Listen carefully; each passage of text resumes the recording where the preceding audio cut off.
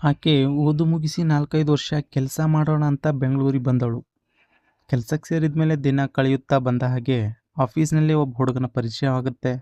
ಪರಿಚಯ ಸ್ನೇಹ ಆಗುತ್ತೆ. ಮಾತಾಡೋದು, ಜೊತೆ ಕುಳಿತು ಟೀ ಕುಡಿಯೋದು, ಹೀಗೆ ಅವರ ಸ್ನೇಹ ಬಲವಾಗುತ್ತೆ. ನೋಡ್ತಾ ನೋಡ್ತಾ 5 ವರ್ಷ ಕಳೆದು ಹೋಗುತ್ತೆ. ತಂದೆ ತಾಯಿಗಳ ಮೇಲೆ ನಂಬಿಕೆ ಇಟ್ಕೊಂಡವಳು ಆಕೆ. ಹುಡುಗಿ ನೋಡಲು ಬರ್ತಿದ್ದಾರೆ ಬಾ ಊರಿಗೆ ಅಂತ ಅಂದಾಗ ಹೋಗ್ತಾಳೆ. ಹೋಗಿದ್ಮೇಲೆ ಎಂಗೇಜ್ಮೆಂಟ್ ಕೂಡ ಆಗುತ್ತೆ. ಆಮೇಲೆ ಬೆಂಗಳೂರಿಗೆ ಬಂದು ಕೆಲಸಕ್ಕೆ ರಿಸೈನ್ ಮಾಡಿ ತನ್ನ ಸ್ನೇಹಿತನಿಗೂ ಮದುವೆ ವಿಚಾರ ತಿಳಿಸುತ್ತಾಳೆ. ಬ್ಯಾಗ್ ರೆಡಿ ಮಾಡಿ ರೈಲ್ವೆ ಸ್ಟೇಷನ್ವರೆಗೂ ಕಳಿಸಲು ಕೂಡ ಆತ ಹೋಗುತ್ತಾನೆ. ಅವಳನ್ನು ಕಳಿಸುವುದು ಬಹಳ ಕಷ್ಟವಾಗುತ್ತೆ. ಟ್ರೈನ್ ಬರುವ ಗಳಿಗೆ ಹತ್ತಿರ ಬರ್ತಾ ಇದ್ದ ಹಾಗೆ ಇಬ್ಬರ ಎದೆಯಲ್ಲೂ ಕೂಡ ಢವ ಶುರುವಾಗುತ್ತೆ. ಕಣ್ಮಿಂಚಲ್ಲಿ ನೀರು ಬರಲು ಶುರುವಾಗುತ್ತೆ. ತಾಳಲಾರದೆ ಆಕೆ ಅವನನ್ನು ಒಂದ್ಸಲ ಅಪ್ಪಿಕೊಳ್ತಾಳೆ. ನೋಡು, ನನ್ನ ಮದುವೆಗೆ ತಪ್ಪದೆ ಬರಬೇಕು ಅಂದಾಗ ಆತ ಸರಿ ಅಂತ ಕೂಡ ಅಂತಾನೆ.